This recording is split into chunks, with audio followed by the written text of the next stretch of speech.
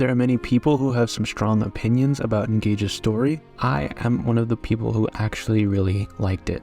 I'm a bit of an apologist when it comes to this. I know that it's not the best thing in the world, but I also think that they did a pretty good job with what they came up with, and overall I have positive things to say about it. So I wanted to rank all of the story chapters that are pertaining to the story from best to worst. I think pretty simply this top tier would have to be peak, like very good, eminent to the story, very important. The base tier I'll put as okay for now. We might add a bad or a lower one later. This should be good, and then in between these, probably better. There we go. Now, a lot of people didn't like the story because of how, simple on the face it could be, but I think that they did enough to make it interesting. But let's get into it. So, Prologue. You can't really judge this too harshly. They needed to introduce you to the game, show you how to move around if you're new to the series, tell you about the engage mechanic. The cinematic is obviously awesome. I really liked it. It's just between good and better. I would say that it's better just because how cool the cinematic is. Now, I actually was confused about it for a while, since you're battling the title villain and you already have Marth. Everyone already has their emblems. All the four lords are there with you. So I didn't really know what to make of this. Was it a vision of the future? Was it a memory? For a while I thought it was a memory, and that the lords kind of represented a past event, but it seems like it was some kind of future dream. But it did confuse me for a bit. But I get that, what were they going to do? Add some ancient warrior looking placeholders just for this past memory? They had to do something, and it also had to kind of function as a trailer for the game and for the gameplay and what was to come, so I think they did what they could with that one. Chapter 1. I like Chapter 1. It's cheesy. It's obviously going to be cheesy when you need to introduce a lot of lore and you need to kind of start the world building engine. There's going to be some funny lines, and you're also limited by what you can do in a video game as a medium for storytelling. So this one might go in just good. An example of this would be, there is a Engage manga coming out. I think it came out March 3rd of this month. It's being serialized, and some people are translating it into English, so I've been reading it. And the first time that you meet a corrupted in Chapter 1, they're just kind of, doing their corrupted thing, blarg, yelling, trying to tear you up. But in the manga, they're very interested in Marth's ring. Like, they specifically go after the ring, and in the game, I think they just kind of charge at Clan and Fram, and then you have that really awkward line where Alir says, I don't know why, but they worry me. And that's just really cheesy, and it's off-putting almost, but also endearing in a way. I don't know. And you also have Alir starting out as a very timid, shy character, which you don't expect. Vander even has that very anime-like aside where he says, is he really asking me to do this and run away right now? So it's good character building for Alir. He's not the traditional hero who's back to kick butt, save the world. He's just nervous. He's like, I don't know what's happening. Let's just leave, which is probably what I would do.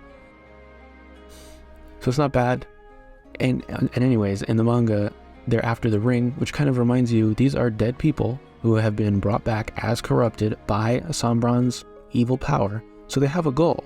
They have an intention. They're after something specific. There's something going on there, which was a nice detail in the manga, but again, that's the limitations of a video game. You can't break up every single little detail like that and make it long and interesting. Chapter 2. Lumera comes in. I like Lumera. I think she's a good character. This is really the tutorial. The prologue is just, to set things up. She obviously is interested in you waking up, you coming back. You can really feel that. And it's almost like the relationship is not quite paternal in nature, which you find out later. She's not your actual mom, so that makes sense. She's got a lot to tell you. She's sort of this anchor point for Alir's comfort in this new world. She's the only person that knows anything about him, which is why in Chapter 3, let me bring this one to good. I'll play better. Chapter 3 has got to be either peak or better. I don't know if it makes it into peak, but it's at least better. The death scene of the parent. I know, it can seem almost off-putting how cliche that is, in Three Houses, they at least gave your dad some more time to develop himself, but I think the dialogue was pretty good on Lumera's deathbed.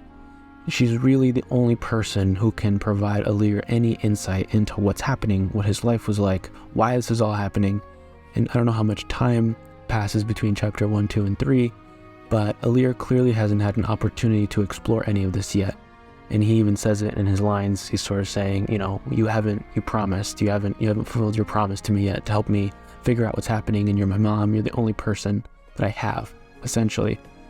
So that helps to make it more impactful and sad. The voice acting, I think, was pretty good and helped. In terms of the battle map, chapter 3 was interesting. We get Alfred, Etier, Boucheron, your early game units that you probably won't stick with unless you are playing for fun, because I do like their character.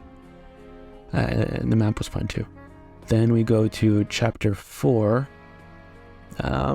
This one was good. I don't know that it was better. You introduce Louis, Chloe together, and Saline, and we get to go into the first, sort of kingdom or queendom in this world. The map is beautiful. I like the way that it's set up in terms of gameplay. I think you meet Queen Ev. I'm not sure that's what her name is. She seems pretty interesting. You start to learn, just how good of a person Lumera was. And I kind of skipped over it, but in chapter 3, you kind of have this setup. This is what she wanted for you to do, to collect emblem rings, so that's what we're going to do. Let's go save the world. So it was a good setup. Chapter 4 was good. I think at the end of chapter 4 is when you meet Vale for the first time. It is a little weird how it just instantly feels connected to this stranger, but you then find out that it's, a sibling. They have familiarity, they've known each other, so it's only natural. And some of the things in this story I think are a lot better on a second playthrough when you know more about what's happening, or even just getting to experience it again and seeing all of these details that you might relate to more than others. So it stays on good. Chapter 5, I don't really remember too much what happened story-wise here. Zafia, she storms the castle to get to the queen, and you interrupt that happening. I think a general is questioning her at that point. This goes into good automatically. I love this map, the long corridor on the left, and this big atrium that you can either break into from the side or from the front. It's the first time you can stop the thieves from taking things from the chest or get to the chest yourself. So it goes into good. There's probably not going to be a lot in the okay or worse than that, because I kind of liked it. Something would have to be pretty egregious to go beneath here. So chapter 5 is good. Kind of starts your journey. You're starting to build up your team. You got Saline, you have the Ferenay retainers. Then chapter 6, that's on the way to Brodia. I don't remember too much happening here, so that might go into okay. The map was okay. It's a little annoying with the Fog of War. Fog of War maps are not my favorite, but they could be interesting. Yunaka's a really good character, so she alone might put this into good. Because of how much people like her, Haya Papaya, all that, I almost don't want to like her as much, but she is a good character nonetheless. So she probably promotes this to good on its own, but I don't know if I could do that, because the story is just not there. Not leaving it good. I think there's some Vale development here too. Not with Alir, but I think she attacks a corrupted at the end of this and finds out she needs to be stronger if she wants to, protect people. Something along those lines. This was really just to introduce Yunaka on the way up to Brodia. But then we have chapter 7. You were introduced to Alchrist and his retainers, Lapis and Citrine. I like the intro of Alchrist. He's nervous and all shy, but at the same time he had no hesitation in shooting an arrow right at you to protect his brother, his homeland, all that stuff. So I like this set of characters that's introduced. I really like the map here, the bridge. I think that's interesting. You don't get into Brodia's story yet, but you can kind of see the setup that they're a more militant nation up to the northwest. So that was pretty good. Chapter 8. This whole Brodia thing that's going on, they're in a conflict with Elusia, and you meet King Morian, which is Diamant and Alchrist's father, and there's a conflict with Elusia and their king, King Hyacinth. I think this was defending the castle. I don't remember this map being that enjoyable. I don't think I liked it that much. I think Jade is introduced here, and in my first playthrough on hard classic, like a proper noob, I think I just let Jade die, so I never really got to experience too many of her supports, which I'm sure is not great. Seems like a good character. This one I'm going to put an okay. You're defending the castle. I think after this you go on the offensive, you go across the bridge. I think Morian is depicted, as an able-bodied, warrior type king, not the kind to loaf around. Seems pretty aggressive though. There's chapter 9. No, 9 right here. Okay. So then we go into chapter 9. I think this is where going towards Illusia, they have that big battle where it looks like Hyacinth takes down King Morian with that arrow. You start to see the conflict between these two nations. And now Illusia's kind of the universal bad guy, but Brody is also sort of the bully. And I forget who else gets introduced at this point. Ivy comes in at some point. Hortensia comes in at some point on these maps. And those are some of the best characters in the game. I really like them. We go to chapter 10 and 11 next. These have to go into peak. You already know. This is when things start to get interesting. The plot really starts to advance. So far, everything has seemed really positive. You're building up these forces, getting ready to go. And then you suffer your first major defeat that sets you back all the way to 0. And there are some emotional moments in chapter 10. And a theme throughout the game is family. Your family ties, your responsibility to your family dynamics. And so we're almost exploring 2 sets right now. And specifically, with your father figures, your mother figures. I think that's the main series of threads throughout the whole story. Diema and Ulchrist have their father, who is now returned as a corrupted. So it's their responsibility to put him to rest. And then you have Hyacinth in these 2 chapters, which is being taken advantage of by Sombron. And Ivy and Hortensia are kind of dealing with what's happening to their father at the same time. It's almost like a parallel. They both get taken advantage of by, guess what, a third father, Sombron, but you don't know that yet. It's still developing. You find out later, that he's your dad. But things really start to get interesting here. And things have almost been going too well. It's almost like you've been on a beautiful tour of the countryside. Everything's going great. You needed a step back, needed a challenge. It's part of the hero's journey arc that you basically get reset to 0, and this was the event to do it. And then in chapter 11, I really enjoyed that it was basically an escape map, a chase map. I like it when gameplay mirrors the story beat, and in this case, you really suffered a loss. Basically, all hope is gone. You just need to get away with your life at this point. And that's kind of how chapter 11 is supposed to go. Unless you're a pro and you have DLC and the map is a joke. But ideally, your first time around, a little bit of pressure is put on you, and that goes along with the story. So it's good. Peak so far. Then we get to chapter 12, sort of the peaceful restart. We're in a new queendom. We go to Solm to regroup, get more allies, build your emblem rings back up, change of scenery. You actually stay in Solm for a while. I was thinking that, Solm got the short end of the stick in terms of how long you spend in it, but really it's got a good amount of chapters that take place in it, even though it might not be as important to the plot. Since Solm serves as the reset, so it's almost like the second player beginning area where you meet the Queen, you meet Rosado and Tamara, and they're good characters. I don't feel like the Solm characters are fleshed out as much in relation to the story, just because of Solm's nature as this kind of arm's length nation that just kept tabs on everyone, kind of has their own things that they like to keep private and stay out of problems. But it's a good environment for the cast to kind of regroup and build back up. So you're heading towards where the Queen is to find out if they have any emblems, so you can start to scrounge something back up. I don't know why I put that in peak. That is not peak. It was okay. I think it was okay. It was quiet, but that might have been what the story needed at that moment. Chapter 13, I don't really remember all of this. I think this is just for you to meet Tamara and her retainers. Panette and Marin are good characters. I really like Panette as a unit, and in terms of character design, Marin also. I think that's a good, strong set of characters that come in. But story-wise, I don't think too much is happening. I will leave it in better though, because I like that the villains in this can actually die instead of having several health bars and then being able to run away while I stand there and let them do that. I like that they die. Tamara's Meaty Meat song is good. It's all pretty good. It was fun. So better than good. Chapter 14. This map was so beautiful. It was a nice change of pace.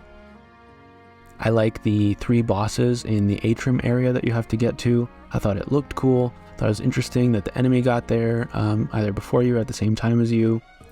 And you're battling. You're also developing the Hounds throughout Solm. I think you meet them in the middle of the Solm arc, you could say. And there's not too much going on with them yet, but it's interesting. The dynamic, there's 4 of them. They're like this group of bad people who found something in each other to keep them whole and keep them going. And battling them here was interesting.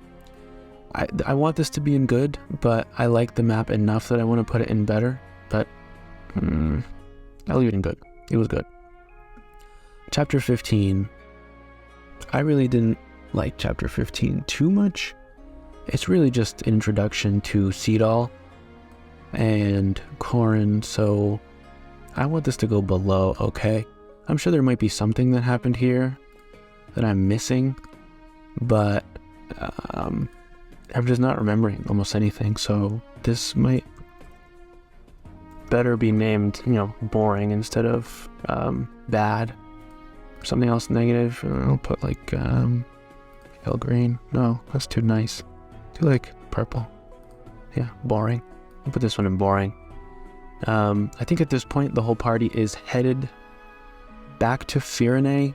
You're sort of building up your emblems, building up your forces, getting ready to return to the main plot, which really happens in the other 3 nations.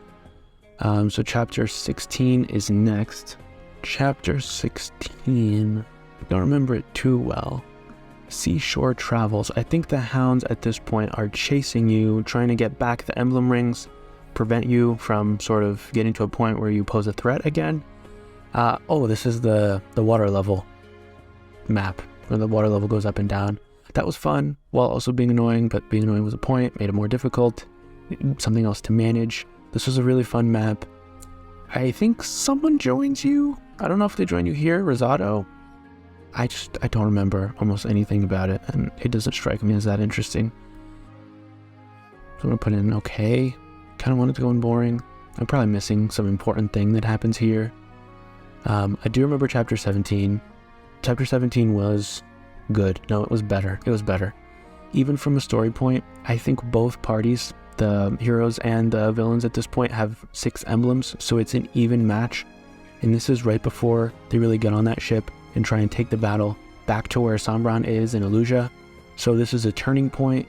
If the Hounds are able to win at this point, then they could just end Alir's wartime efforts and change the tide of everything. So this was a pretty pivotal battle, and I remember the battle itself was really fun. It goes into better. Then chapter 18. In terms of story, this was boring. The map was interesting. It could be considered pretty difficult because it was cramped, though if you get good enough, none of these are that difficult. I'm going to leave it in boring, just because I think the only interesting thing that happens is you meet Lyndon, and that's not saying much. All the Lyndon fans out there, he's an interesting character. I like him. He's very grounded, but nothing else happens, so it kind of has to be in boring. Next, chapter 19. Chapter 19 had more story beats. It was good. I'm going to put this in better.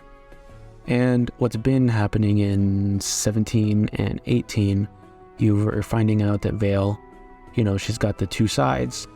The 4 Hounds are kind of taking advantage of her at this point. I think Mauvier joins you right before the Voyage, so right on chapter 17. So he's in the party now. He's joining you. He realizes, maybe that's not the best group of people to hang with. And there's a few story developments that happen in chapter 17 as you chased him back to Illusia, so it's pretty good. Then chapter 19. Chapter 19 is good. You kind of need to be taken down a peg. You think things are going too well. You just won the turning point battle. You're going to get to this port town and you're going to save everyone. Except for you're not, because they're all dead. the name of the chapter is Dead Town, the Dead Town. So this kind of puts things a little bit more into perspective. Sombron has done more damage than maybe you thought. Things might be a little bit worse than you thought, a little bit more hopeless. And this was a good way to tell the player that.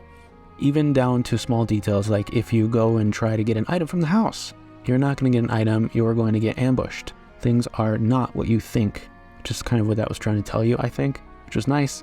So little things like that also are going to put this into better. All right, the next chapter, chapter 20.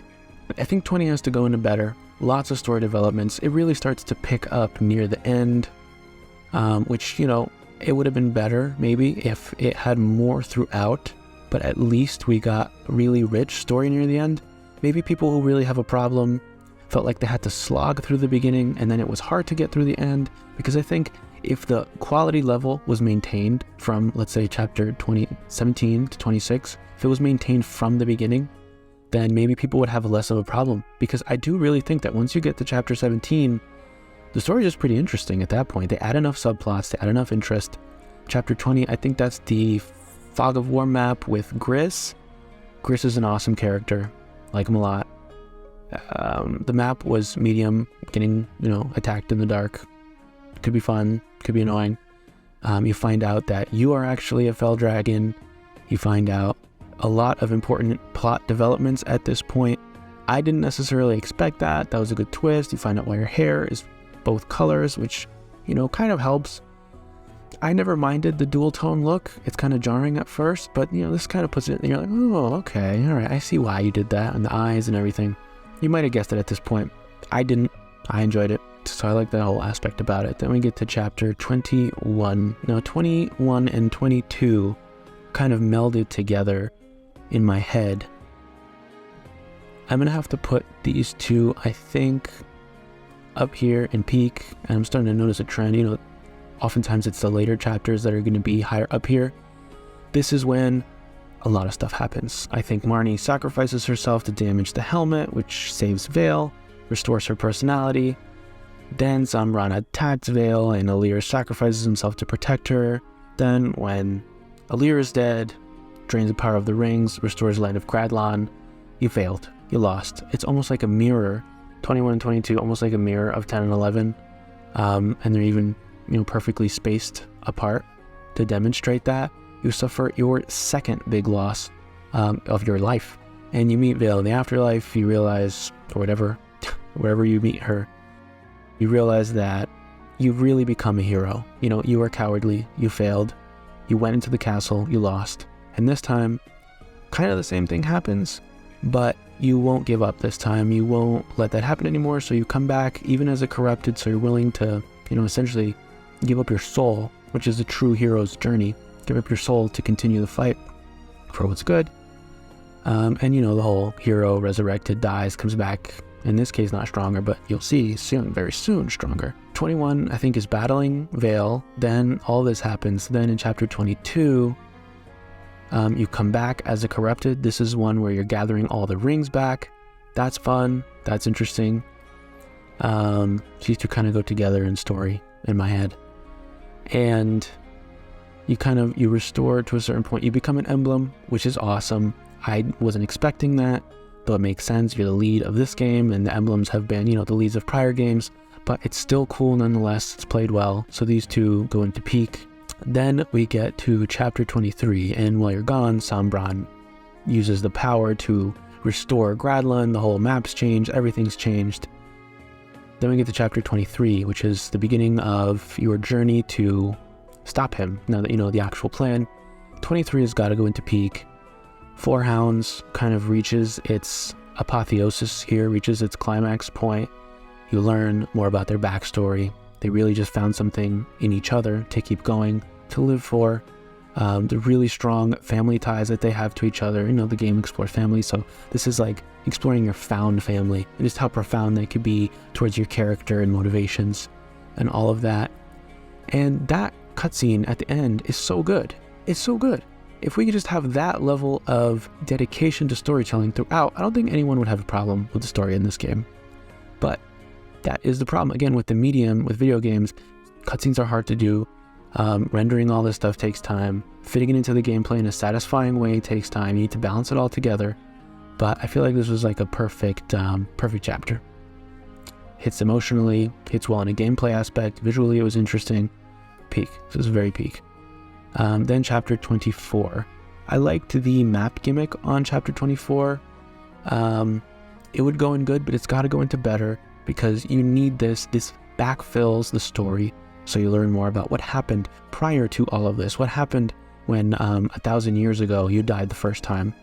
You meet a leader from the past, kind of fill you in an interesting way that's tied to the gameplay. You get to battle Alir as yourself, and it was essential to the story to learn all of this. And then you also have the scene with Zephyr and Sombron, which was surprisingly good. You find out they're not the same. He clearly is not on the same emotional level as Zephyr was. She kind of learned family. I want to have that. I want to make that. And Sombron is kind of on the manipulative dad side, where he sees it as a method to obtain his goals. And he'll manipulate and he'll abuse whoever he needs to. And family is just a means to an end. And you see how, heroes and the power of love went out at the end. But it was good. Better than good. It was better. Then chapter 5. 25. Peak. It was just peak. It's called The Final Guardian. This was a better ending, honestly, or a better final boss than, gameplay-wise, at least what happened here. Lumera is back. Mom is back. And you have to battle her. She's the final guardian to the last crystal. She's the final guardian to the last crystal. The last thing you need to do before you can actually face Sombron directly. This map is really, really good. Bringing Lumera back is really good. She dies again. You get the death scene again. But this time, her character development and backstory has been filled in by these other chapters that have happened. So now it's almost as if she's been here the whole time because you're learning more and more about her. So her death this time is almost better than the first time. It's deserved. It's meaningful. You've learned what she actually did. Someone who's not even her family. So found family, again, being even more important or more valuable or stronger in this case than your blood-related family. It was just a great chapter overall. Then we get to, the final engage, the final chapter. I guess before that, I put the paralogs in here since I couldn't rate them on story, and some of these I didn't do, like the DLC ones. This, I think, refers to the Pact Ring chapter. The Pact Ring chapter is good. I like the map. It was pretty. Looked nice. It was fun. The switch up that it does on you halfway through is good. I found it to be difficult the first time I played it. It's just not going to go into better because I feel like my opinion is that the S or ring rank supports in this game were not as strong as they could have been. I understand for many reasons why some of the decisions were made, but not all of them.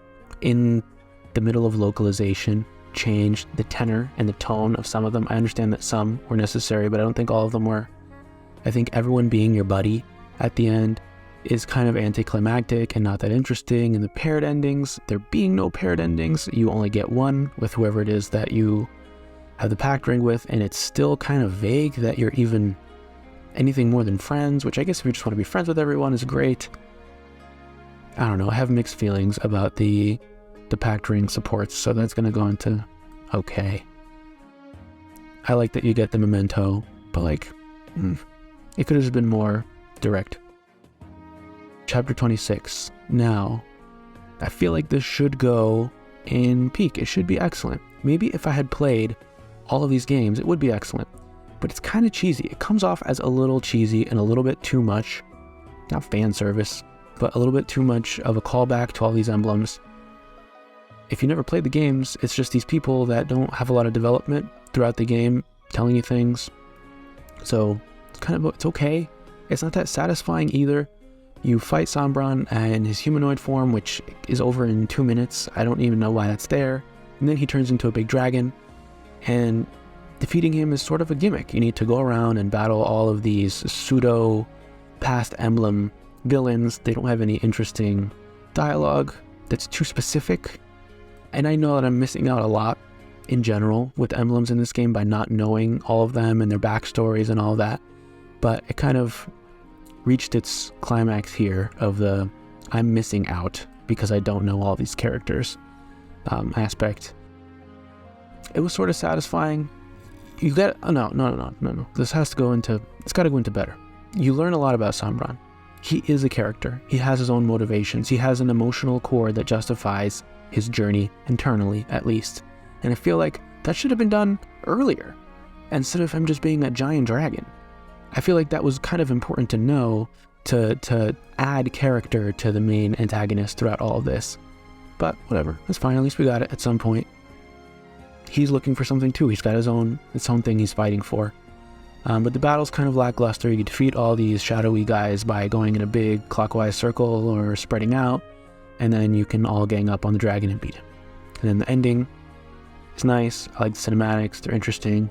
It was okay. It was good. I feel like these could have been put together a little bit better, but I feel like I know it was necessary. It had to close out on a big hero wins epic ending like this, so it's not bad. I really like that if you lose this map and you use all your time crystals, you get the bad ending, and you're looking in the mirror and it's fully red-haired Alir in the future where everyone you like is dead. That was an awesome detail. So yeah, goes in better. It's not quite peak, not to me at least. Then you have these two Paralogues. Anna's, nothing really goes on. Anna's adorable, so good, at least. She's in a chest or a barrel or a jar, just pops out, starts wrecking things, and then joins you as a child soldier and con artist? No, salesperson. Jean's Paralogue is very weird to me. He seems like, it's not boring or okay. He seems like he doesn't belong in this game. I don't really know what I mean by that, but I think, no, not boring. Different game.